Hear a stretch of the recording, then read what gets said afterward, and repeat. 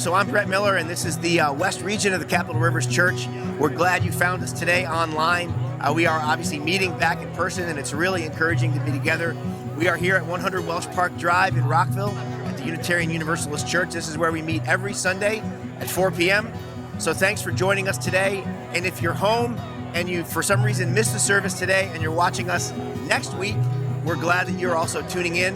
And we hope that you enjoyed today's lesson and that you're inspired by seeing your friends in the fellowship and loving Jesus with us today.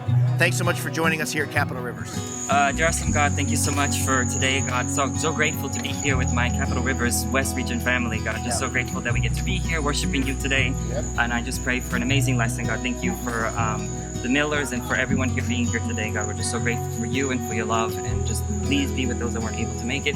And just protect us and guide us today, God. We just love you. We thank you and thank you for everything. And it's in your son's special name I pray. Amen. Amen. This little light of mine, don't you know that I'm gonna let it shine? Oh, this little light of mine, I'm gonna let it shine. This little light of mine, don't you know that I'm gonna let it shine? Let it shine, let it shine, let it shine. Oh yeah. When I'm in the church, don't you know that I'm gonna let it shine? Oh, when I'm in the church, don't you know I'm gonna let it shine. When I'm in the church, don't you know I'm gonna let it shine. Let it shine, let it shine, let it shine. Oh yeah.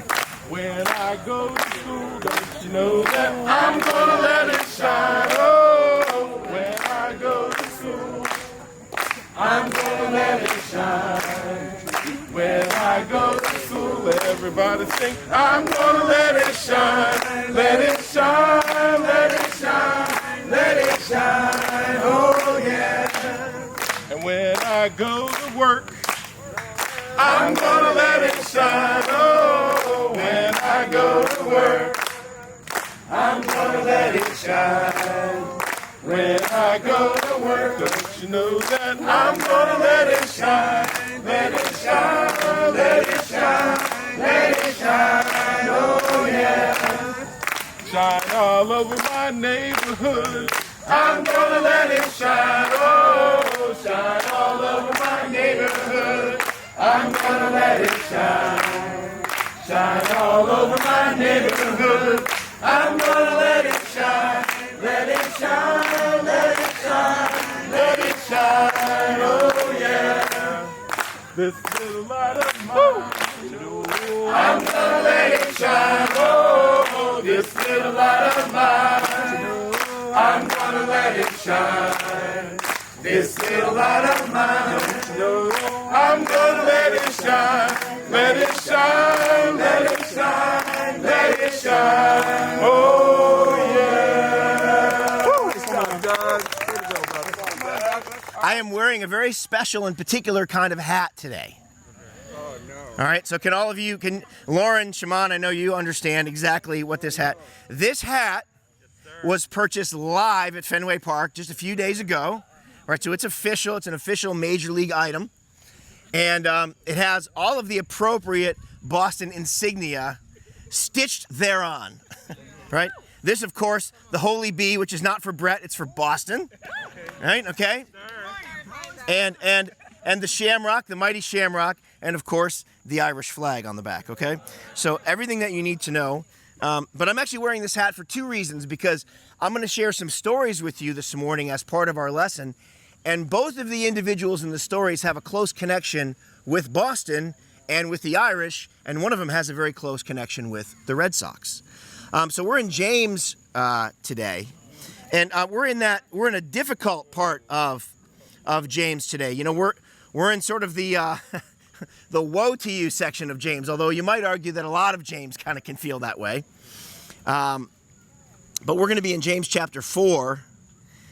Beginning in verse 13, and we're going to read through chapter 5 in verse 12. But I'm mostly going to cover really these two pericopes between verses 13 and chapter 5 in verse 1, and then 5, 1 through 5. All right, so I'm going to read the rest of 5 for context. but we're going to confine ourselves to about those 10 or 12 verses, okay?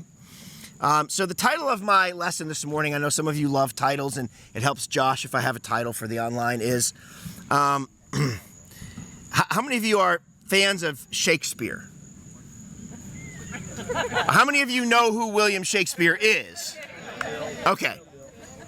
The title of my lesson this morning is The Merchant of Menace.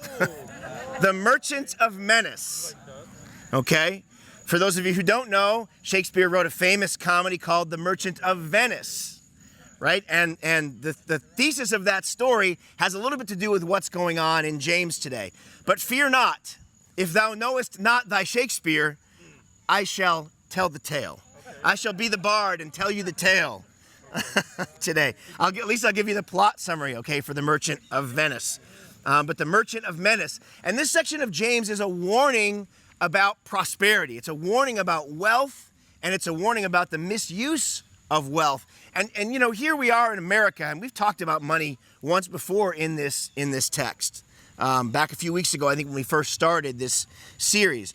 But James seems particularly concerned about something that he's witnessing in the church, which is that over time, people's pledge to be generous as Christians has sort of faded into the background as they've become prosperous. And so it's hard to tell whether James is talking about people who had always been wealthy and had been converted and were in the church, or people that had sort of newfound wealth as a result of the relationships or the contacts they had made in the church. But either way, you have people who have been, in some ways, materially blessed greatly by God, but they've misunderstood that blessing, and they're keeping it for themselves, and they're using that wealth and they're using that position in ways that God would not prefer, and it's actually corrupting their faith. So, The Merchant of Menace is the title of our lesson this morning. Back in 2004,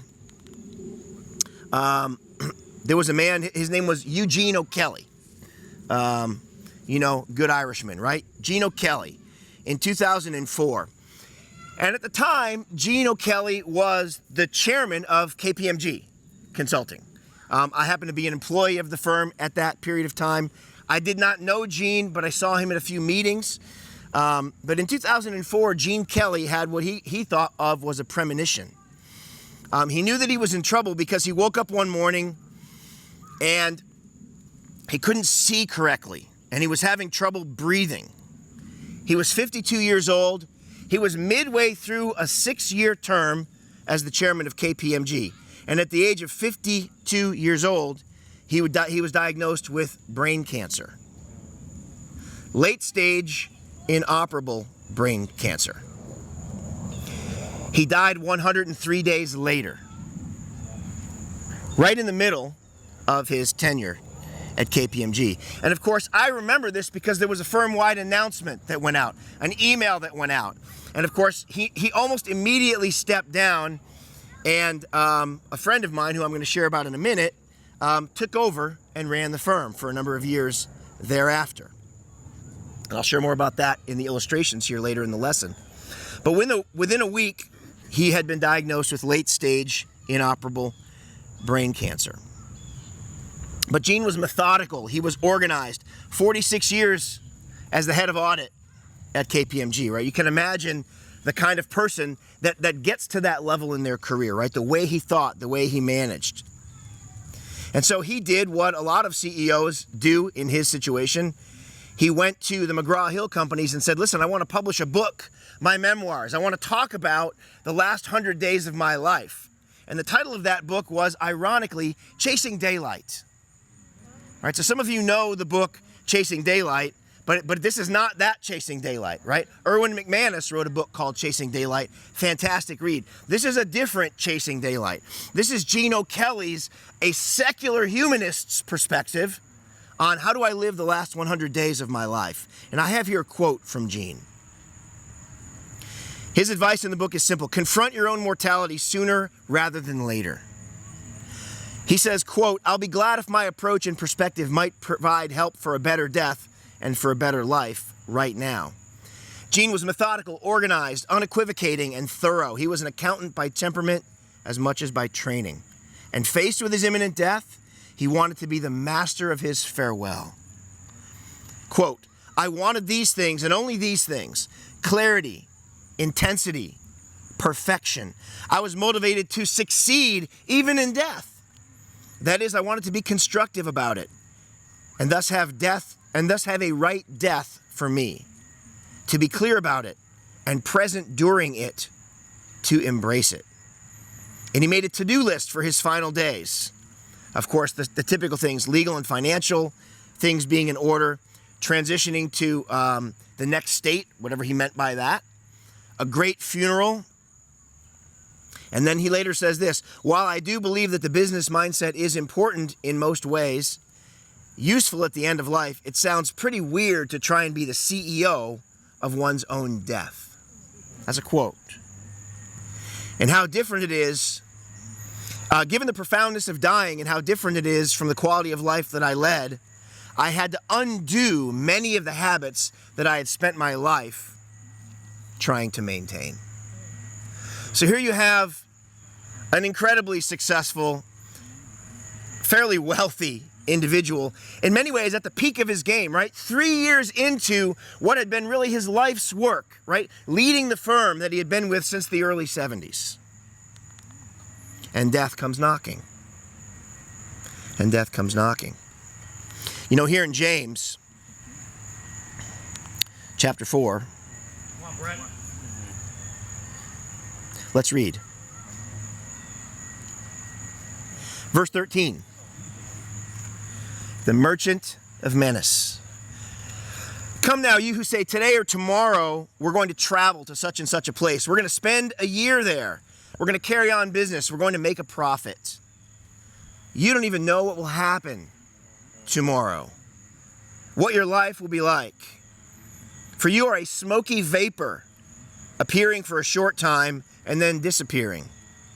Instead, you should say, if the Lord wills, we will do this and live, or live and do that.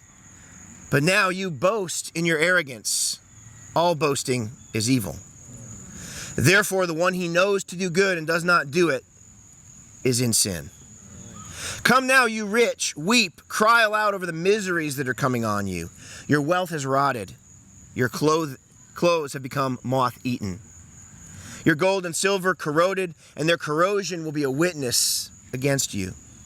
It will consume your flesh like fire. You have stored up treasure in the last days. Behold, the wages held back from you by the workers that worked in your fields cry out against you. The cries of the reapers have come to the ear of the Lord of hosts. You've lived indulgently on earth and luxuriously. You've fattened your hearts in the day of slaughter. You've condemned and murdered. You murdered the righteous person. He does not resist you. You know, James is trying to help us to understand something that Gene O'Kelly discovered too late, is that you have no idea how much time you have. Right? And this is not like a bummer lesson, okay? This is not, oh, you know, it's the middle of August, we're all sitting outside, it's a lovely cool day, you're going to die. That's not the point of today's lesson, right? But we are going to end. The problem is we think we're not.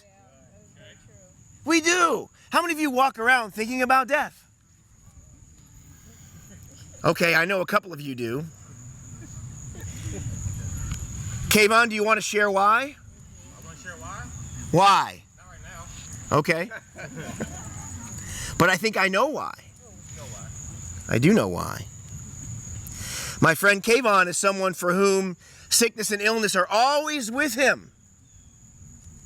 And he understands the potential brevity of his life. But do we understand the brevity of our life? The Bible says here that you're like a smoky vapor that appears for a short time. Now, if you live in California, you may have a different view of smoke. But generally speaking, smoke abates when the wind blows, okay? But I guess in your case, the Santa Anas are just blowing it into Canada. So you're feeling pretty good about yourself in San Diego, but the rest of California is choking on noxious fumes, right? But generally speaking, when the wind blows, the smoke dissipates, right? Generally speaking, when the wind blows, the smoke dissipates. You know, wealth presents a challenge. Wealth does a couple of things to us, right? First of all, it makes us comfortable enough that we don't have a whole lot of inconvenience in our life. And so trying to imagine life ending is even more difficult because everything about our life is going the way that we want it to go. We pick up our phone and we tap it a couple of times and a bunch of diapers show up at the house, right, Don and Char? Or we send a text message and money is moved into one of our accounts. And we put our thumb on our iPhone and we make a trade in the market. I mean, like, we have these unbelievable conveniences, right? We're the masters of our lives. You can walk into my house and say, "Hey Siri, turn on the lights in the living room," and the lights go on. Never mind, Siri. She went ding ding. And she just said, "Turn on the lights in your home." He just asked me. No. Oh, well, anyway, if we get home and the lights are on, that's why. But right, we live in this age of incredible convenience and wealth, unprecedented in the history of the world. But the other thing that happens with wealth is it's not just the comfort, but it's the control that it gives us. Wealth gives us enormous power to decide where we're going to live, to decide which school we want to send our children to decide what kind or how many shoes or sneakers to wear, to decide, do I get this toy or that toy? Do I get a second pair of glasses or a third pair of glasses? Do I have my nails done once a month or twice a month or 3 times a month? What color do I want my hair this month, teens? Yeah, some of you guys, you know? For the most part, we have unlimited power and choices in our lives, right? That our affluence as Americans gives us these choices. I wonder what I'll have for dinner tonight. Will I order Grubhub from this restaurant or that one, or will I cook, or will I... We can do almost anything we want to do. And yet 60% of the world wonders not what they'll eat, but if they will eat. On a daily basis. And again, I'm not trying to like wealth shame us here. I'm just saying that for most people, the reality of life is very, very different. And we can't get lulled to sleep thinking, oh, because this is the way our life is, that it is the way the life is, or the way everyone's life is. It's not. It's not. And the peril of these things is that we begin to live our lives as though God were not in them. Here's what I mean by that. There's a difference between living your life aware of God and living your life dependent upon God. All of us are aware of God. Many of us are Christians or want to be Christians. We're here at church. So we wake up on a Sunday morning and we go, oh, it's nice to have the day, but I know I'm going to go to church. Like, we're aware that there's a God. Hopefully many of us read our Bibles today or in the very recent past. Hopefully we've prayed today. Like most of us, if you're here today, you're probably at least aware that there is a God. Perhaps you pray about your job. Maybe you prayed to get the job that you have.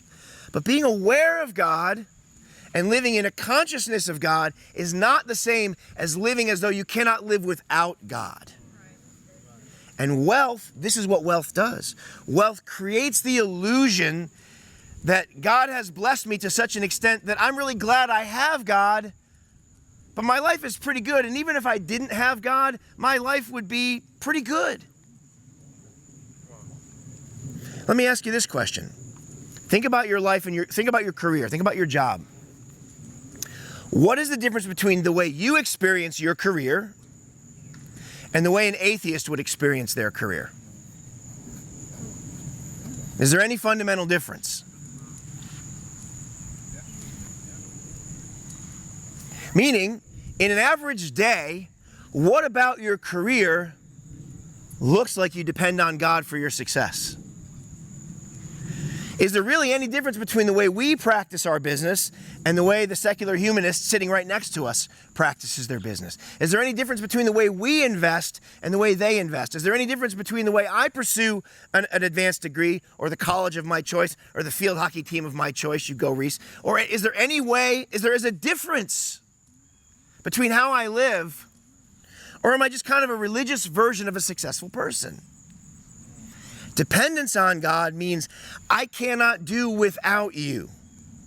Not I'm better off with you, but I cannot do without you. There's a world of difference there. James says there's a heaven and hell difference there.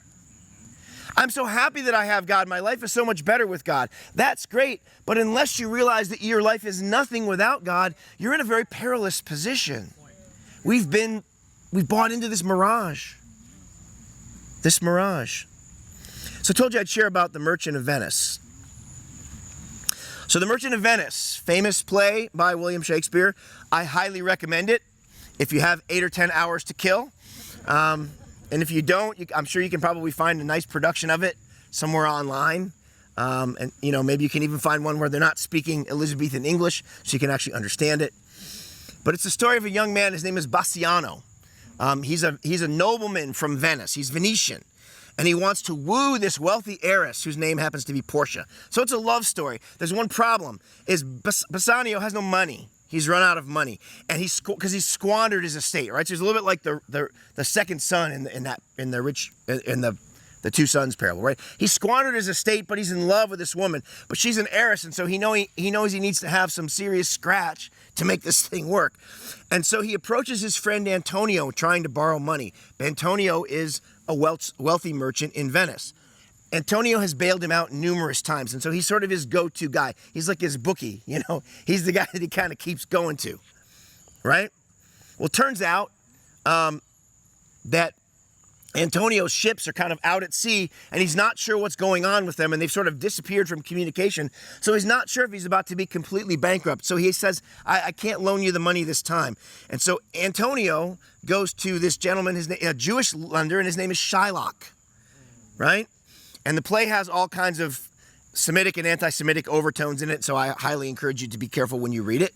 But Shylock is at first reluctant to grant the loan, and the bottom line is because because Antonio has typically gone to his other friend and Antonio loans a lot of money for free, and because of that, Shylock has had to reduce his interest rates because people would rather get it for free than for a high rate. And so basically he's caused him some problems. Bottom line is this guy ends up borrowing the money from Shylock. And Shylock says, I'll tell you what, here's the deal.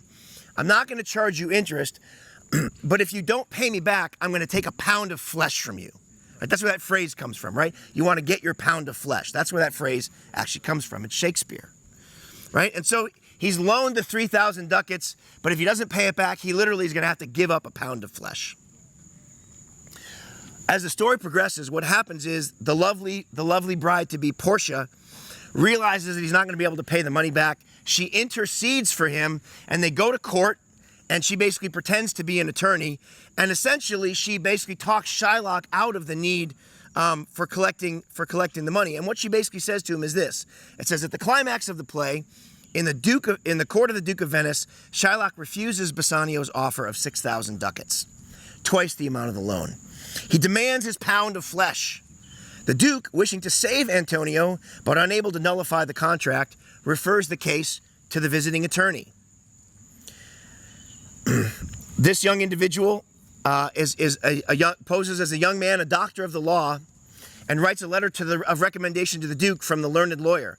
But Portia is another lawyer in disguise, and the law clerk who accompanies her, they basically mediate. And as the court basically grants Shylock his bond, and he pulls the knife out and he's about to cut a pound of flesh off this guy, Portia, acting as the lawyer mediator, his beloved, basically says, you can't do that because what your contract says is you're only allowed to remove a pound of flesh. So you can have a pound of flesh, but if you spill a drop of his blood, you're in violation of the contract. She basically tricks him. And at the end of the play, it ends with ultimately Antonio realizing that his 3 ships were not lost at sea and that he had the money, but Portia basically is the foil. She rescues these 2 men from what would have otherwise been a death struggle over what? Over money. Over money. And you go, well, how is that a comedy? Theater tells it with a great deal of humor, okay? So sometimes comedies aren't always ha-ha, they're more sort of tongue-in-cheek, okay? So, but there's blood and knives and pounds of flesh and shipwrecks, and how is that a comedy? Well, it is a comedy. You know, kind of like the Divine Comedy, right? You know, Dante's Divine Comedy. You're not exactly laughing in the eighth circle of hell, but it's a comedy nonetheless, right? It's because of the sarcasm that you find in it. So you go, well, what's the point of all this? People have always known that money is a trap. People have always known that getting into debt and needing to borrow money is a trap. People have always known that money messes up relationships. And it seems here, like his wife-to-be has always known that her husband wouldn't be the greatest guy with money. That was supposed to be funnier than apparently it was, so. Thank you, Tony. See, he's still new enough that he hasn't learned. You don't have to laugh at all my jokes. They've already discovered that, you know, if it's not funny, you don't have to laugh. Makes for awkward moments on the video. As we break the fourth wall here, you know.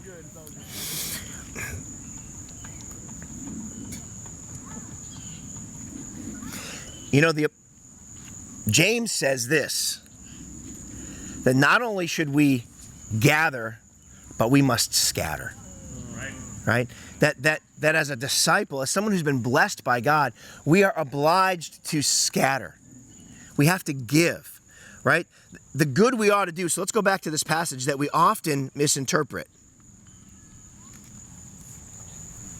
James 4, verse 16. You boast in your arrogance. All such boasting is evil. So I was looking at this passage and I said, okay, so wait a minute. How is this boasting? What is it that's boasting? Well, it's interesting because the word to boast, it's the Greek text simply, the word actually means one who makes more of himself than is readily justified, right? One who assumes something about himself that is untrue, right? So what is the wealthy here? What are the wealthy in this text assuming? They're assuming that they're in control of their lives and they're not. They're assuming that they can control outcomes when they cannot. They're assuming that their money buys them everything they want, which it does not. Right? That's the arrogance that he's talking about. That wealth, that opportunity, that prosperity, it buys us many things, but it also buys us arrogance. He says, you boast in your arrogance. Therefore, the one who knows the good to do and doesn't do it, for him it is sin. What is the good we ought to do? The good we ought to do in context here is live a life that's dependent on God. That's the good they're supposed to do, right? Live as though they had no wealth. Live as though they were totally dependent on God, right? This is not a general principle. Hey, if you know the good you ought to do and you don't do it, you sin. That's probably true. If I know I should love my wife and I don't love my wife, I probably am in sin, but not because of this verse. In this verse, what the Bible is saying is the good we ought to do is live a life that recognizes God's provision at every moment, with every breath, with every ducat, with every dollar, so that we don't have to give a pound of flesh. So that we don't end up on the wrong side of Shylock's blade. Because, you know, Gino Kelly figured out too late that the last 100 days were the only days that he really felt like were worth living. What a tragedy to live 52 years of life and enjoy only 100 days. To learn too late that life was short. I want to share two illustrations here and we'll close.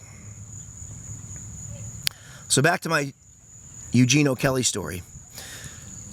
When Gene got sick, I was actually working in the downtown DC practice at the time. And the partner that I was working for reported to a gentleman named John Viemeyer. And so my first illustration, I'm just going to call this the Viemeyer proxy. All right, the Viemeyer proxy. In 2004, when Gene got sick, John Viemeyer was what's called the PIC, the partner in charge of the Mid-Atlantic audit practice. That's Washington National Tax. That's basically all of the federal business around here. It's a pretty big deal, right? It's about 25% of the firm's global revenue. It's a really, really big deal. He was a pretty up there guy.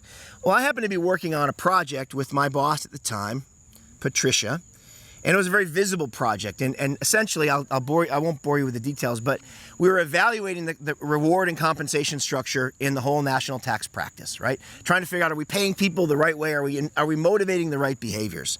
And I was kind of one of the key people on that. In fact, that's what I was hired to do there. And this project took about a year and a half to work on, and it resulted in a pretty large work paper and a change in the way that they did compensation in the national tax practice.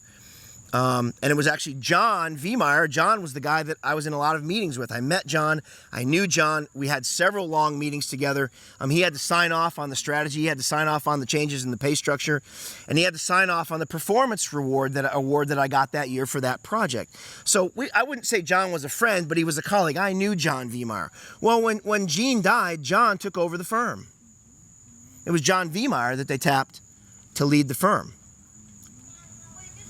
During that same period of time, I had an opportunity to go to work on a large project at the Pentagon for the Department of the Army. Jeannie will remember this. For the Department of the Army, it was actually the head of HR for the Army. And what they were asking KPMG to do is basically what we had just done internally. We want you to evaluate our compensation structure for all our SES level and all of our office level candidates in the Army Department of HR globally. It's a big project. And John pitched the project, and I was asked to be a part of the team to work on that. There was only one problem. We had already decided we were going to move down to Virginia Beach, and the job was at the Pentagon. And what it would have meant was I would have had to fly up to D.C. every Monday morning and fly home Friday afternoon or Thursday night. It meant that Jeannie and I would essentially live apart for probably 15 months or more, right? I would have made an enormous amount of money. I would have had a great time. I would have gotten to know some of the people that ended up leading the company, right? But this was the easiest decision I probably ever made. Jeannie and I, well, it seemed easy for me. She probably had to talk me out of it a little bit, right? But do you remember the conversations that we had? And I'm looking at this. This is why I got into that field. It's to change things. This is exactly why I wanted to do that. And I did have stars in my eyes. I was pretty excited about this opportunity. And it wasn't just for the money. But the decision had to be, what's best for my marriage? What's best for my faith? And so I said no. And I went to work at KPMG in Norfolk, a very small office that didn't do any work with the Army and didn't do any work with the Navy, because Booz Allen did all that work down there. And within 8 months, I no longer worked at the firm. But here's what I can tell you. I don't have a single moment's regret about that choice. Because if I hadn't made that choice, I wouldn't be here. I wouldn't be with you. I wouldn't have been in the Pittsburgh church. I wouldn't know probably any of you. I wouldn't love any of you. I wouldn't be with any of you. And who knows what would have become of my relationship with Jeannie making that kind of a decision. I have to confess, when John became the head of the firm, right about the same time I was saying no to that opportunity, I did have a twinge. It's like, but only a little one. But what that told me was I had gotten a little too tight a grip on that thing. It was starting to matter a little too much. I was starting to think a little bit too much about this life and what I could do here and how I could change this world instead of how I could change eternity.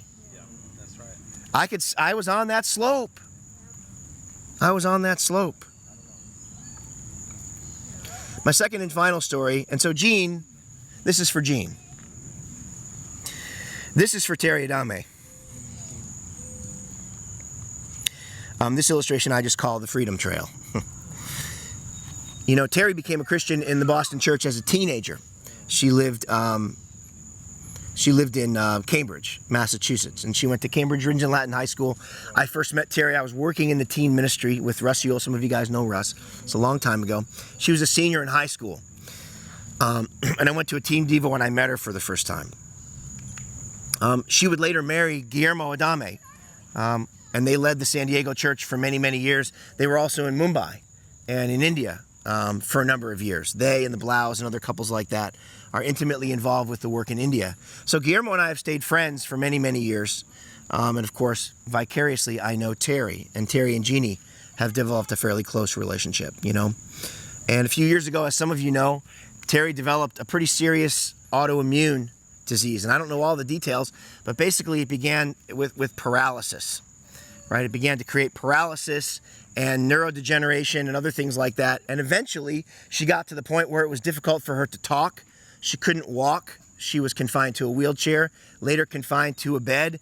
And right now she is on supplemental oxygen. She's on a ventilator 23 out of 24 hours a day. Terry's a huge Red Sox fan. Out of control.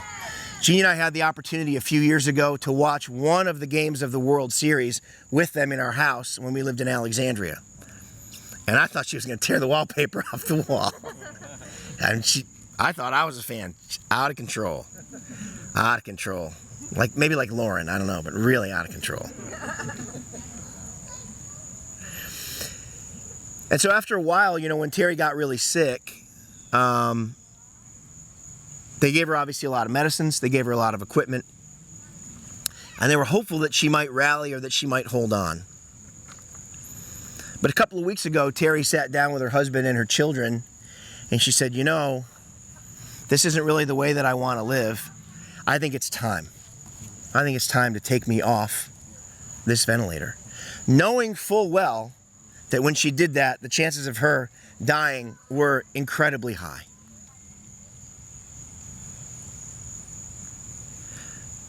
Today is the day when she comes off that vent. Maybe now.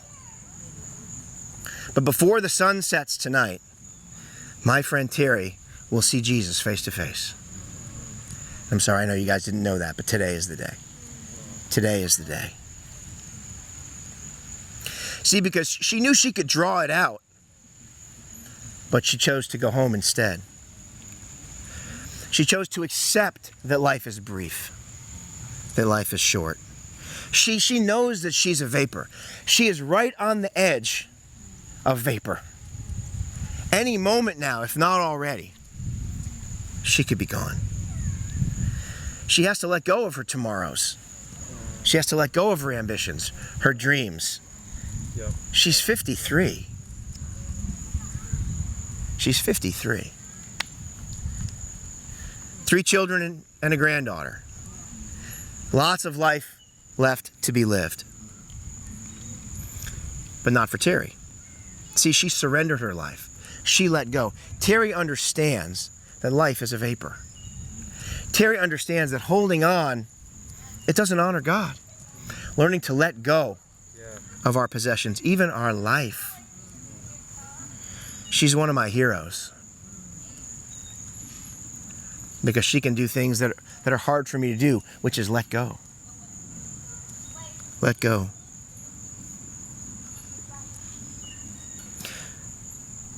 She will lose her life, but she'll gain God. Brothers and sisters, I look at this passage and I think about the merchant of Venice, and I think about money, and I think about prosperity, and as the merchant of Menace.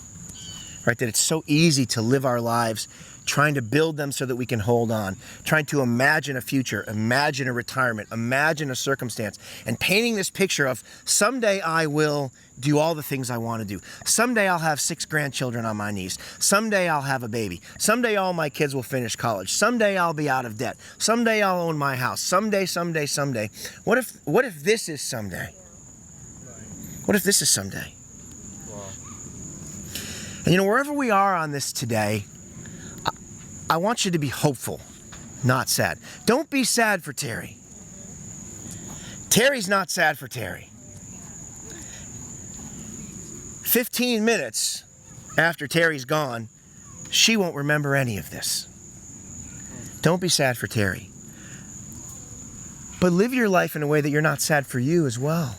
Yeah. Brothers and sisters, I want us to live our lives completely emptied for Jesus.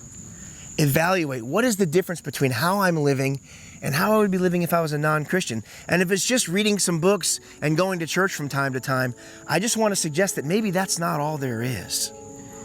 That our lives need to have a fundamental hopeful character, a fundamental ability to surrender, a fundamental joy that has nothing to do with where we are, what we own, what we have, what we're planning for, but it's rooted only in our love of God.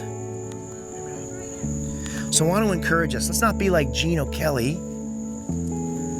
Let's be like Terry Adame. Let's live lives that we know at any moment I could meet Jesus face to face, and I'm glad for that moment. I'm not holding on, but I'm letting go. Thanks so much for your kind attention. So let's go ahead and pray, and then we'll take the Lord's Supper together. Our mighty Father in heaven, we know that you know all things. You are the God of eternity, the God of today, the God of all of our tomorrows. God, help us to put all of our tomorrows in your hands. God, I pray that we'll have the strength not to hold on to our lives, not to be the CEO of our own death. What a phrase that is. Not to try and manage our lives, but to live them. Father, not to hold on to our lives, but to let them go. God, not to try and manage our resources, but to give them away.